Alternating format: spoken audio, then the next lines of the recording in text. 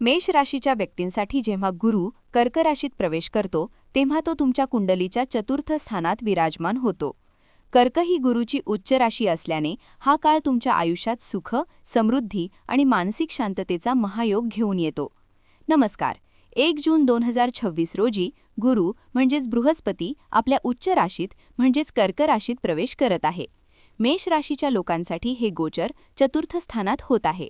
ज्योतिषशास्त्रात याला सुखस्थानातील गुरु म्हणतात. हा बदल तुमच्या घर, गाडी, करिअर आणि आरोग्यावर कसा परिणाम करेल, चला पाहूया सविस्तर विश्लेषण. चतुर्थ स्थानातील उच्चाचा गुरु, घर आणि मालमत्ता. मालमत्ता योग. मेष राशीच्या ज्या व्यक्तींना स्वतःचे हक्काचे घर घ्यायचे आहे त्यांच्यासाठी हा काळ सुवर्ण संधी आहे. नवीन वास्तू खरेदी किंवा घराचे नूतनीकरण करण्याचे योग प्रबळ आहेत. वाहन सुख. नवीन वाहन खरेदी करण्यासाठी 1 जून 2026 नंतरचा काळ अत्यंत शुभ राहील.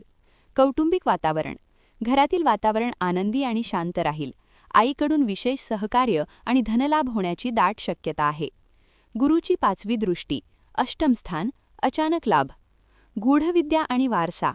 गुरुची 5वी दृष्टी तुमच्या 8व्या स्थानावर पडत आहे. यामुळे तुम्हाला पूर्वजांच्या मालमत्तेतून लाभ मिळू शकतो. विमा आणि लाभ. विमा किंवा जुन्या गुंतवणुकीतून अचानक मोठा धनलाभ होण्याचे संकेत आहेत. आध्यात्मिक प्रगती. तुमची ओढ तंत्रमंत्र, ज्योतिष किंवा आध्यात्मिक विषयांकडे वाढेल. गुरुची 7वी दृष्टी. दशम स्थान. करिअरमध्ये मोठी झेप. व्यावसायिक यश. गुरुची दृष्टी तुमच्या कर्मस्थानावर पडत असल्याने नोकरीत तुमची पत वाढेल. वरिष्ठांचे तुम्हाला पूर्ण सहकार्य मिळेल. प्रमोशन आणि पदप्रतिष्ठा. जर तुम्ही सरकारी नोकरीत असाल किंवा मोठ्या पदाची अपेक्षा करत असाल तर हा काळ तुम्हाला यश देणारा ठरेल. समाजात तुमचा मान सन्मान वाढेल. व्यापार विस्तार. व्यापाऱ्यांसाठी हा काळ उत्पन्नात मोठी वाढ करणारा असेल. गुरुची 9वी दृष्टी. द्वादशस्थान. परदेशवारी. परदेश गमन. जे लोक परदेशात नोकरी किंवा शिक्षणासाठी जाण्याचा प्रयत्न करत आहेत त्यांच्यासाठी हा काळ अडथळे दूर करणारा असेल. मानसिक शांतता. तुमच्या खर्चावर नियंत्रण येईल आणि तुम्ही धार्मिक कार्यासाठी पैसे खर्च कराल ज्यामुळे तुम्हाला मानसिक समाधान मिळेल.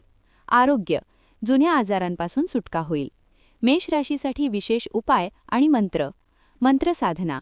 ओम ग्राम ग्रीम ग्रौम सह गुरवे नमः किंवा ओम नमो भगवते वासुदेवाय या मंत्राचा दररोज 108 वेळा जप करा. गुरुवारचे व्रत.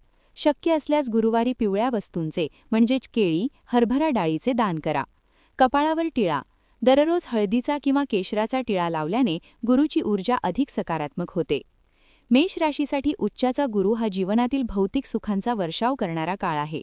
या संधीचा फायदा घ्या आणि आपल्या स्वप्नांकडे वाटचाल करा. तुम्हाला हा व्हिडिओ कसा वाटला कमेंट्समध्ये नक्की सांगा. आपल्या ॲस्ट्रो पुराण गुरु चॅनलला सबस्क्राईब करा आणि बेल आयकॉन दाबायला विसरू नका.